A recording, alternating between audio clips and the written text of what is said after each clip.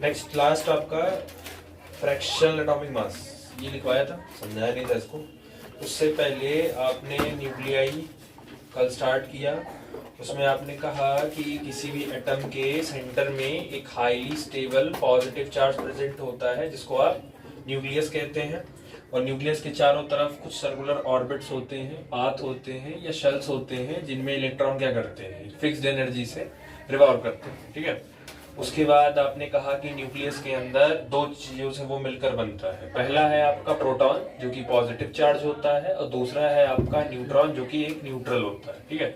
बाकी प्रोटॉन का सिंबल क्या होता है, चार्ज क्या होता है, 1.6 × 10⁻⁻19 कूलम, एज इट इज जितना इलेक्ट्रॉन का चार्ज होता है सेम चार्ज होता है, बस वो चार्ज किस में रहता है, पॉजिटिव में रहता है, ठीक है। और मास की बात की जाए तो प्रोटॉन का मास न्यूट्रॉन के मास से थोड़ा सा कम होता है। प्रोटॉन का मास होता है 1.672 × 10⁻⁻27 kg, और अगर न्यूट्रॉन की बात की जाए तो 1.674 × 10⁻20, तो थोड़ा सा न्यूट्रॉन भारी होता है कंपैरिजन प्रोटॉन के।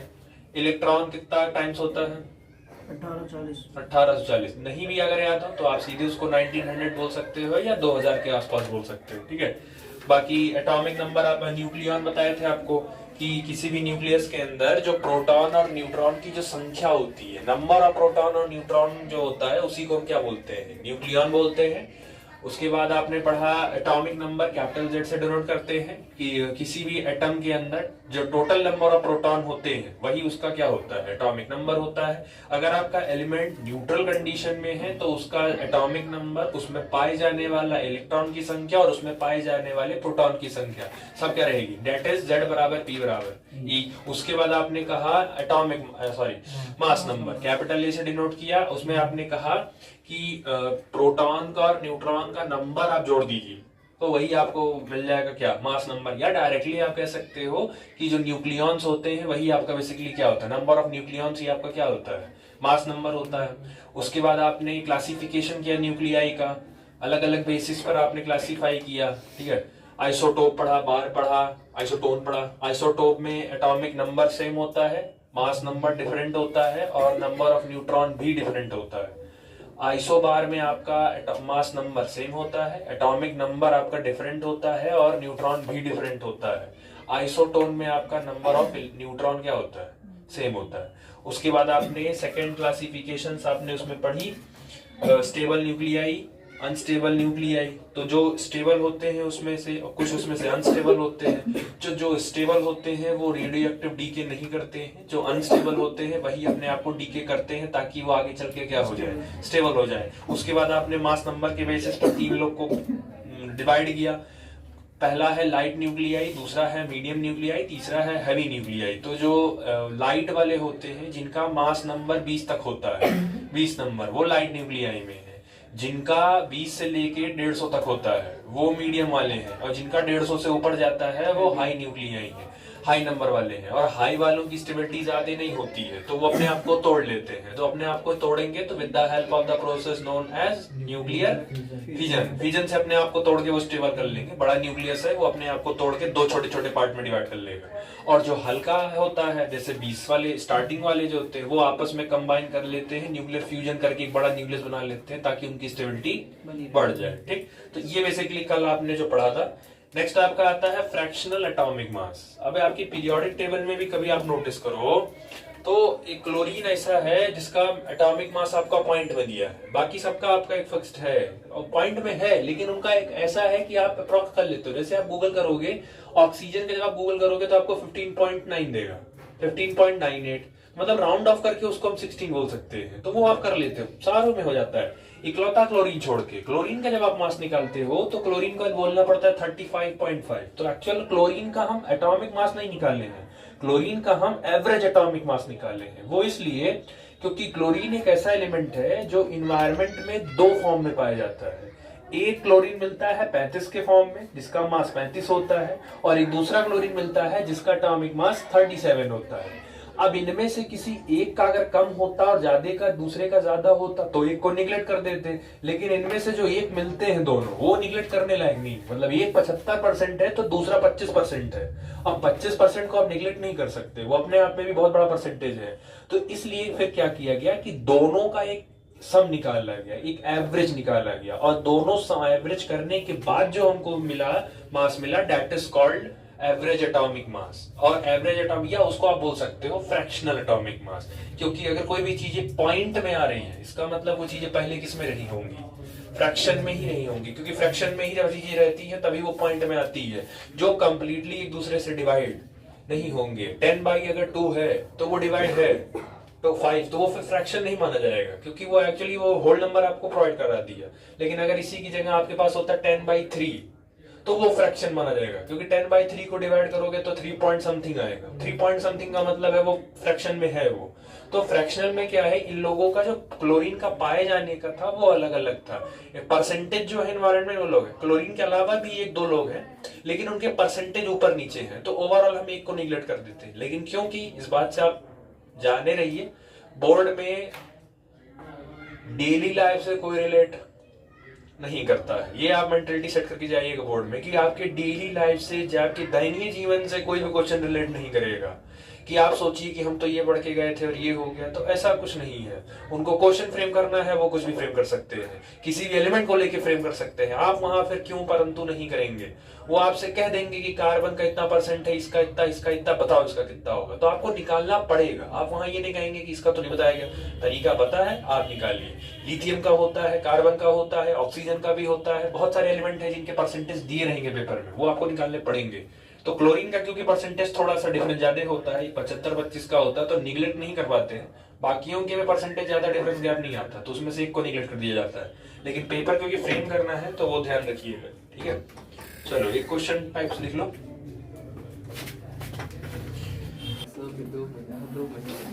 चलिए क्वेश्चन लिखिए। The two stable isotopes, the two TWO, the two stable isotopes of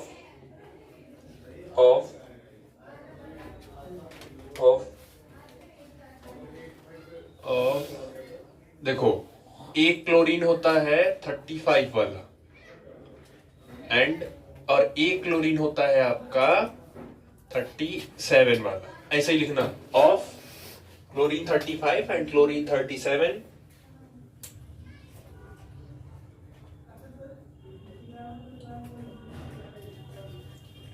chlorine 35 and chlorine 37 have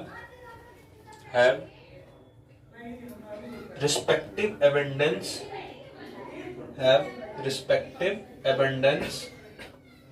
of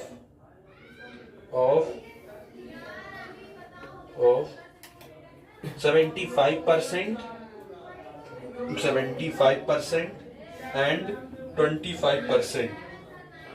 and 25%. Full stop. Find the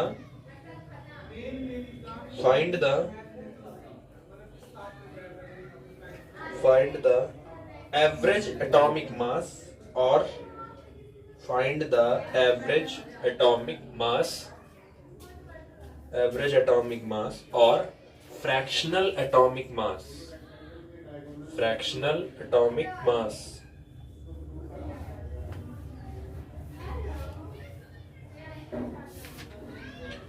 Fractional atomic mass.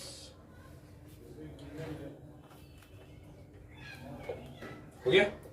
चलो, तो देखो आपसे पूछा है, बेसिकली आपको क्लोरीन दे दिया है। ये क्लोरीन के 2 मासेस दिए हैं, जिनमें से ये जो क्लोरीन 35 वाला है ये एनवायरनमेंट में प्रेजेंट होता है 75%, और ये जो क्लोरीन है 37 वाला ये लगभग प्रेजेंट होता है 25%। अब इसके पीछे भी लॉजिक समझो। देखो ज्यादा कौन सा है, 35 की 37? ज्यादा कौन सा एनवायरनमेंट में?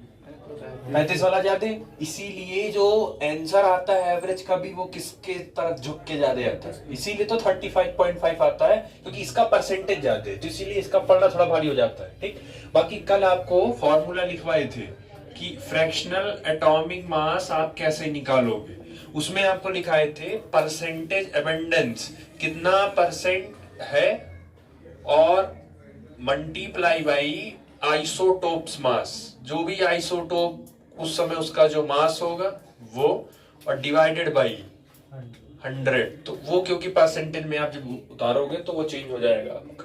ठीक है, चलो निकालो जरा परसेंटेज एबंडेंस पहले इनका, तो 75% है, तो 75 बाई क्या हो जाएगा, ये 100 मल्टीप्लाई बाई कितना मास है इसका 35, प्लस ये एक का निकल गया, प्लस अब जरा इनका निकालो, तो ये 25% में है, तो ये हो गया 25 बाई 100 मल्टीप्लाई बाई उसका मास कितना है 37।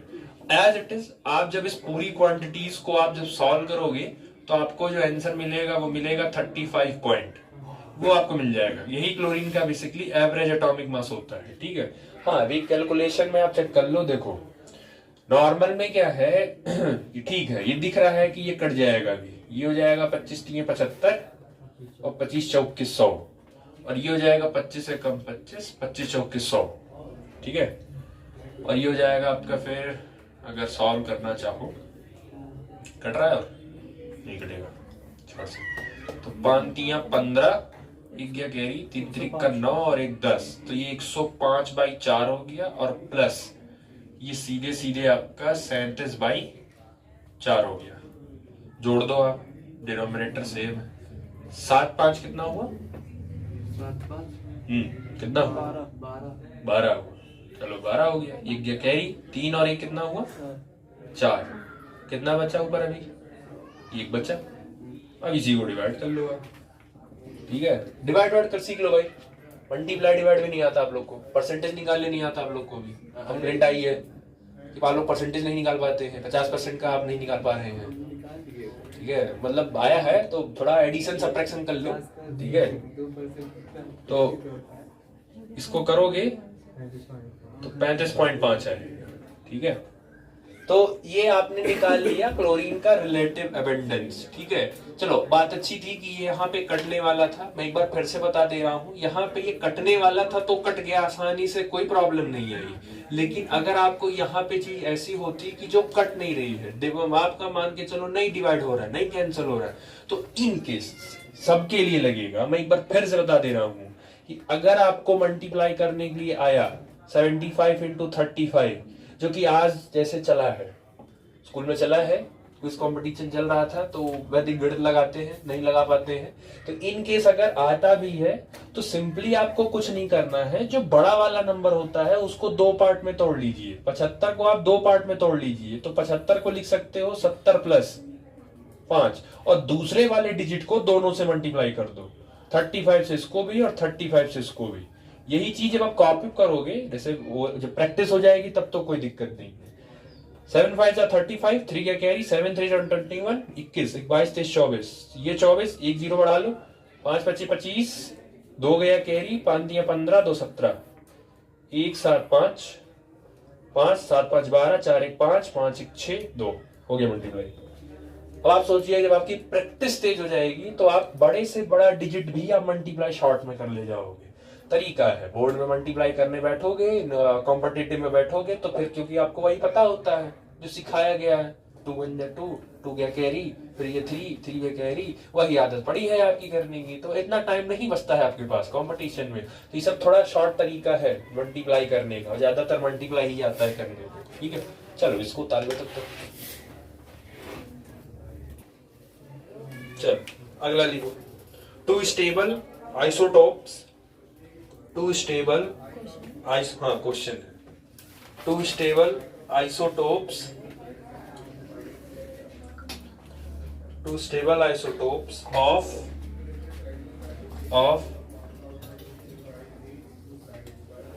of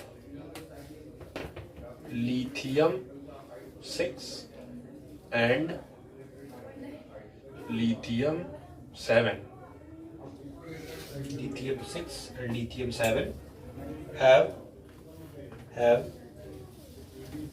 percentage abundance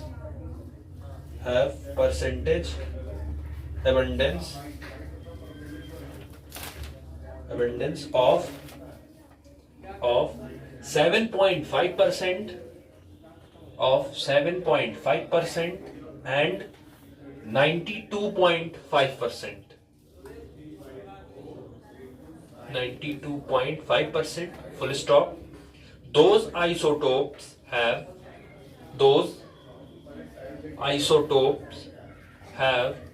masses 6u and 7u respectively. Find the fractional atomic mass of lithium. Find the fractional atomic mass of lithium. Solve करिए. चलो एज इट इज आपका पीछे वाले जैसे ही था.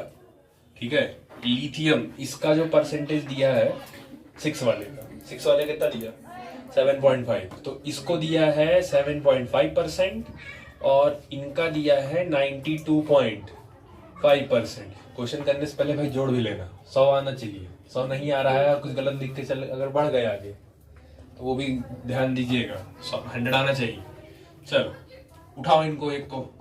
ये हो गया आपका 7.5% में है तो इसको 100 में ले जाओ और मल्टीप्लाई बाई आप इसके मास से करो तो ये हो जाएगा आपका 6 प्लस उसके बाद है आपका 92.5 तो इसको आप सिंपली 100 से मल्टीप्लाई करो और सॉरी डिवाइड करो और ये आप 7 से मल्टीप्लाई करो.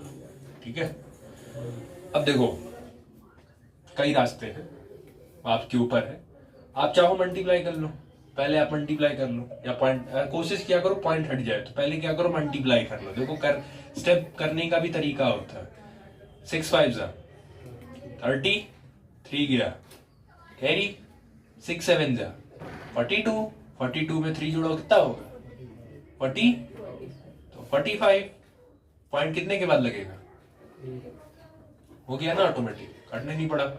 डिवाइडेड बाई 100 प्लस 7 5 35 3 गया कैरी 7 2 14 14 और 3 17 1 गया कैरी 7 9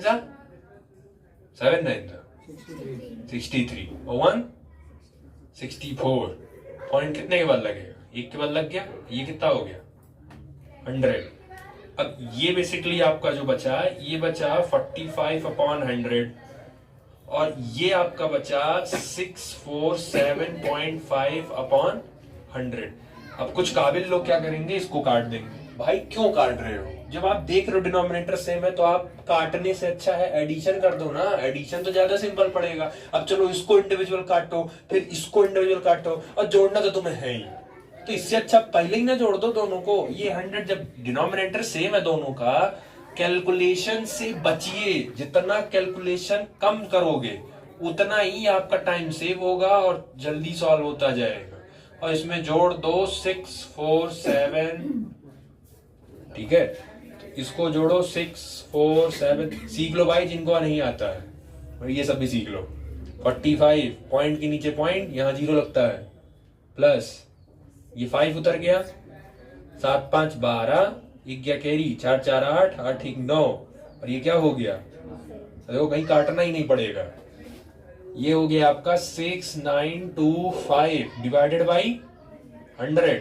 पॉइंट कितने के बाद लगाना है 1 के बाद लगाना है. 100 से डिवाइड करोगे ऑटोमेटिक पॉइंट आगे आ जाएगा 6.925. अब आप देखो कहीं मैंने मल्टीप्लाई नहीं किया, मतलब कहीं मैंने कोई रफ वर्क किनारे कहीं नहीं किया, बस क्वेश्चन को उसी फ्लो में करते हुए हो गया. आप फालतू बैठ के उसको और कॉम्प्लिकेट करते जाते हो, काट रहे हो बैठ के उसी को और कॉम्प्लिकेट हो जाएगा. चीजें सिंपलाइज करो, कॉम्प्लिकेटेड ना करो. ठीक, चलो ये तो आपका हो गया. अब एक चीज और देख लो. ठीक है, अभी काम लगेगा. आपका एक होता है एटॉमिक मास. अब यहाँ क्योंकि बहुत ज्यादा केमिस्ट्री वाला काम नहीं लगेगा। अच्छा, एटॉमिक मास अगर नाम दिया है तो इसका मतलब है कि एटॉमिक का मास मतलब एक एटम का मास, और एक एटम के अंदर इलेक्ट्रॉन भी होता है, प्रोटॉन भी होता है और न्यूट्रॉन भी होता है। इन शॉर्ट इन तीनों का मास अगर ऐड कर दिया जाए तो उस पर्टिकुलर एटम का मास मिल जाएगा। लेकिन आप जरा ध्यान दो, इलेक्ट्रॉन का जो मास होता है वो लगभग 2000 टाइम्स कम होता है इन दोनों के मास के। तो इनका मास इनके मास में अगर आप जोड़ते भी हो तो कोई बहुत ज्यादा फर्क नहीं आएगा। 250 करोड़ की प्रॉपर्टी में 1000 जुड़ गया उसका, कोई 1000 का बोनस हो गया, लॉटरी लग गई उसकी, तो बहुत ज्यादा प्रॉफिट नहीं है। 250 वैसे ही है, इतना ज्यादा प्रॉफिट है। तो आप चाहे इन तीनों का मास जोड़ के वैल्यू निकालो और सिर्फ आप प्रोटॉन और न्यूट्रॉन का मास जोड़ के निकाल लो, नंबर उतना ही आएगा, कोई बहुत डिफर नहीं आएगा, क्योंकि इनका मास लगभग निग्लेजिबल होता है, तो आप निग्लेक्ट कर सकते हो। ठीक। दूसरा, हर एटम का मास सेम आता है कि डिफरेंट? क्यों डिफरेंट आता है? क्योंकि सबका प्रोटॉन अलग होता है। हाँ, क्योंकि सबका नंबर ऑफ प्रोटॉन अलग है और सबके अंदर नंबर ऑफ न्यूट्रॉन अलग अलग है। इसका मतलब है अगर मैं इलेक्ट्रॉन को निगलेक्ट कर दूं, उसका मास अगर मैं ना जोड़ूं, तो ओवरऑल जो मास बचेगा वो प्रोटॉन और न्यूट्रॉन के नंबर पे ही तो बचेगा, कि प्रोटॉन और न्यूट्रॉन की जितने भी नंबर होंगे उनका पहले, जैसे मान लो 10 प्रोटॉन है और 5 न्यूट्रॉन है, तो 10 प्रोटॉन 5 न्यूट्रॉन पहले जोड़ लो, 15 हो गए, 15 का निकाल लो। आप निकाल सकते हो, आसान है। मास निकालोगे किसमें? यूनिट में तो चाहिए, तो बेसिकली यूनिट निकाली जाती, पहले एटॉमिक मास को यूनिट किस में निकाली जाती थी? एएमयू में। सबसे पहले यूनिट इसको एएमयू में निकालते थे। ये बताओ, प्रोटॉन प्लस न्यूट्रॉन के नंबर को क्या बोलते हैं? कल पढ़ाया था, the number of neutron proton क्या बोलते हैं? Mass number. तो इसको हटा के यहाँ आप सीधे सीधे क्या लिख सकते हो? ए, और ए और मल्टीप्लाई बाई का मतलब एएमयू, मतलब वो जो निकलेगी वैल्यू वो किस में रखोगे? एएमयू में रखोगे। ठीक है, वही आप चाहो खाली यू भी लिख सकते हो। तो यहाँ जो आपने ए यूज किया है ये बेसिकली आपका ए कौन है? Mass number. अभी न्यूक्लियस की डेंसिटी और उसका साइज डिराइव करने में ये लाइन काम आएगा। ठीक, स्टार बना के ये लिख लो पहले। चलिए नेक्स्ट हेडिंग लिखिए। हेडिंग लिखो shape comma size and density of nucleus. Shape, size and density of nucleus.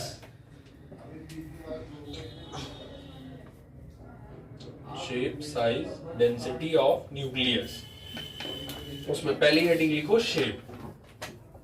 पहली हेडिंग लिखो शेप। लिखो उसमें एक लाइन लिख लो। For all practical purposes, for all practical purposes,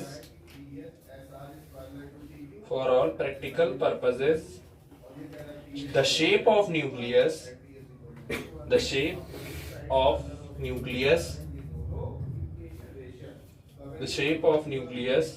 regarded as regarded as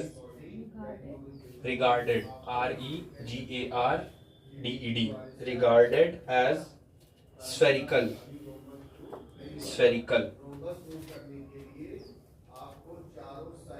हो गया? चलो अब दूसरी हेडिंग लिखो साइज। तो जनरली सॉल्व करने के लिए और चीजों को सॉर्ट आउट करने के लिए हमने न्यूक्लियस का जो शेप है वो स्फेरिकल मान लिया है। ठीक है, बट एक्चुअल वो प्योर स्फेरिकल नहीं होता, बट कैलकुलेशन के लिए मान लिया गया है। ठीक, नीचे लिखो साइज, दूसरी हेडिंग साइज। उसमें लिखो by experiment,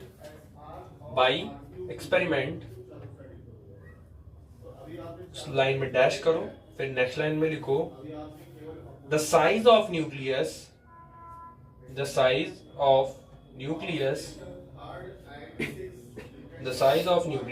is not same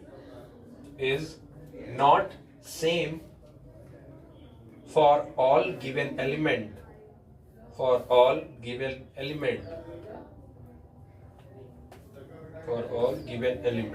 अब बेसिकली क्या है, न्यूक्लियस का जो शेप होता है वो स्फेरिकल होता है, ठीक है, लेकिन सारे न्यूक्लियस का जो साइज है, साइज और शेप में क्या डिफरेंस होता है बता सकते हो?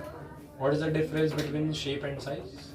शेप आकार और साइज। अरे साइज मतलब कितना वो लंबाई और चौड़ाई और ये ठीक है। और कोई सही है, थोड़ा और सही है वो। और कोई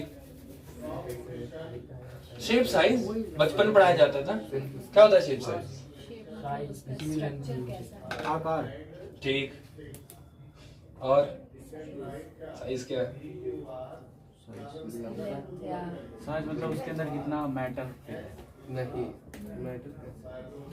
उसके अंदर कितना मास है। अच्छा, पैंट खरीदने जाते हो? पैंट खरीदने जाते हो तो उसमें साइज ही तो देखते हो, 28 का लेना है कि 30 का लेना है। तो साइज का मतलब होता है छोटा बड़ा, कोई फिगर कितना छोटा है या कोई फिगर कितना। शेप का मतलब होता है एक पर्टिकुलर शेप। जैसे मैं कहूं सर्कल, तो सर्कल शेप डिसाइड हो गया ना सर्कल। अब वो सर्कल छोटा है तो मतलब छोटे साइज का है, आकार उसका मतलब जो भी है उसका जो पर्टिकुलर पर यूनिट मास है वो कम है। और अगर मैं उसी सर्कल को बड़ा कर दूं तो उसकी साइज क्या हो जाएगी? बड़ी। तो न्यूक्लियस का शेप तो डिसाइड हो गया, स्फेरिकल। अब बचता है साइज। तो आप ये बताइए, हर एलिमेंट का साइज, हर एलिमेंट के न्यूक्लियस का साइज सेम होगा, क्योंकि नंबर ऑफ प्रोटॉन्स हमें क्या है। अब आप सोचो कि कार्बन का और गोल्ड का साइज सेम होगा न्यूक्लियस का। भाई कार्बन के पास 12 प्रोटॉन ही है और गोल्ड के पास आप सोचो बहुत ज्यादा प्रोटॉन हो गए ना, तो उसका साइज भी तो थोड़ा सा बड़ा हो जाएगा। तो इसका मतलब है कि साइज जो बेसिकली है वो कहीं ना कहीं उस न्यूक्लियस के वॉल्यूम पे डिपेंड कर रहा है कि नहीं कर रहा है। जितना ज्यादा न्यूक्लियस का वॉल्यूम होगा उतना ज्यादा उसमें न्यूक्लियॉन्स प्रेजेंट होंगे कि नहीं होंगे। जितना ज्यादा न्यूक्लियॉन्स मतलब उतना बड़ा उसका वॉल्यूम। आप सिंपल एग्जांपल से कंपेयर कर लो, आप जिंक ले लो और आप हीलियम ले लो। हीलियम के पास कितने हैं, कितने न्यूट्रॉन कितने प्रोटॉन है हीलियम के पास? हीलियम के पास 4 प्रोटॉन है, नहीं 2 प्रोटॉन है, 2 प्रोटॉन है और गिना चुना 4 में से 2 न्यूट्रॉन है। तो उसके पास टोटल जो नंबर है वो 4 है ही, 2 न्यूट्रॉन है 2 प्रोटॉन है, तो उसको 2 हटाना है। अब जिंक में आप सोचो उसके पास 30 प्रोटॉन है, तो 30 प्रोटॉन का मतलब उसका न्यूक्लियस का साइज थोड़ा सा बड़ा होगा ना।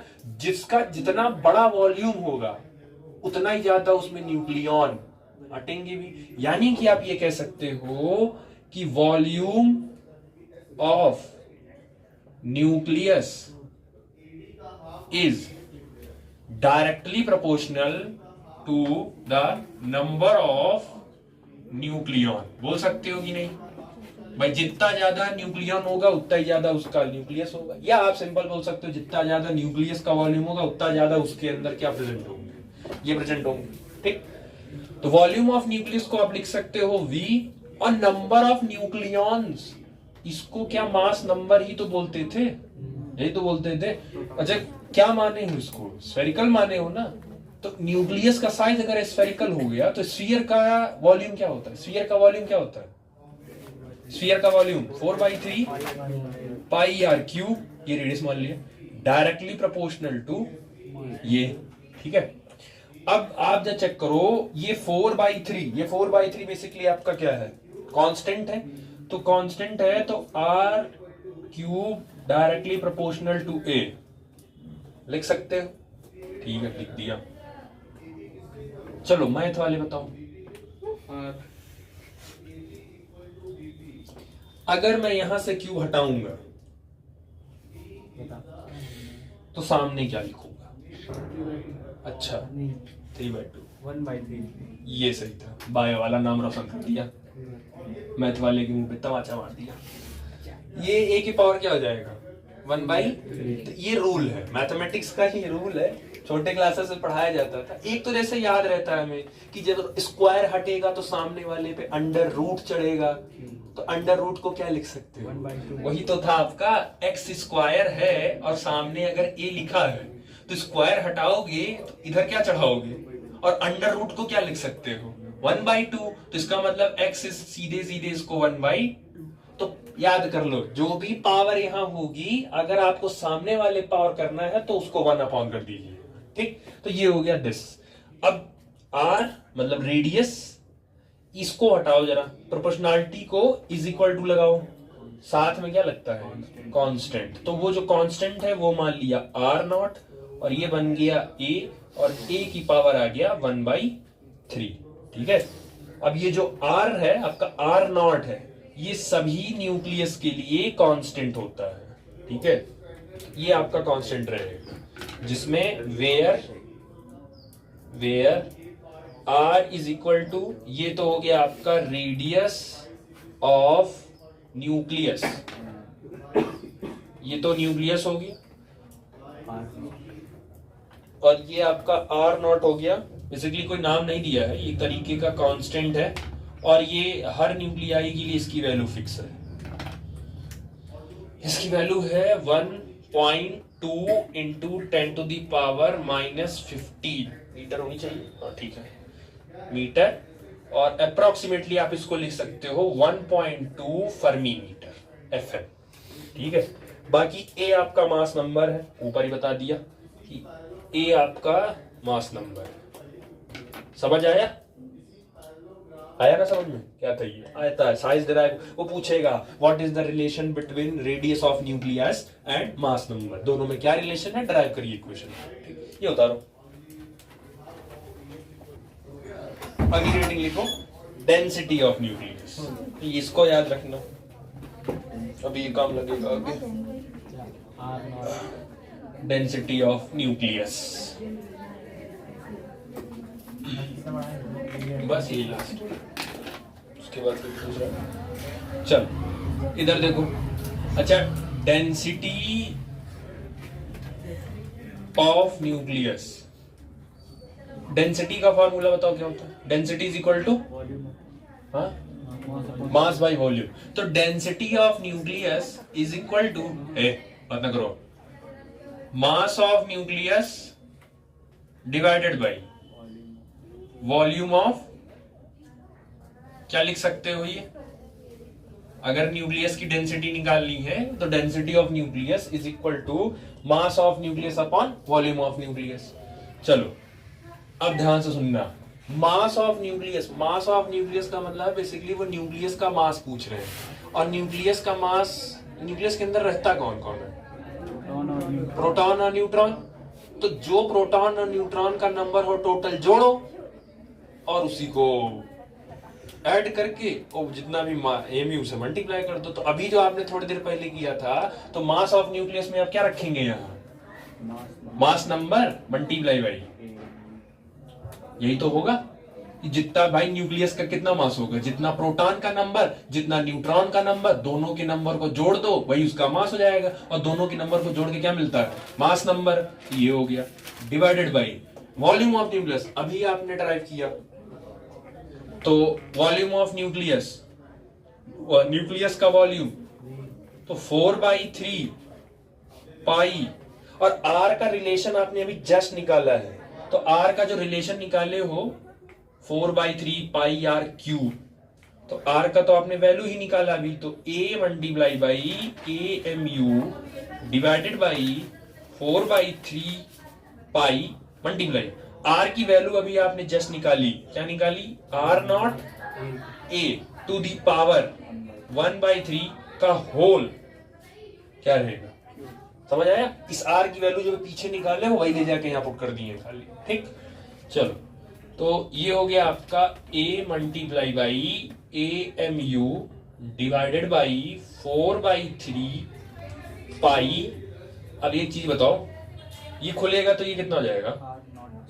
Are not cube multiply by, ये खुलेगा तो कितना हो जाएगा? a 3 की पावर 3/3 होगा कि नहीं होगा?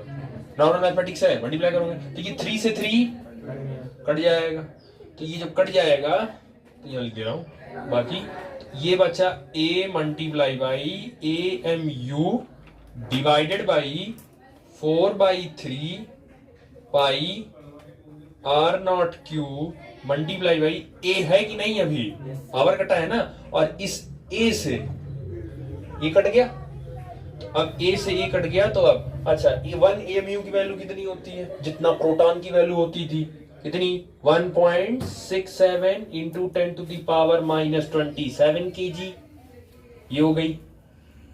4/3 पाई की वैल्यू रख दो 22.7, और आर नॉट की वैल्यू कांस्टेंट होती है, अभी आपने निकाली थी, कितनी?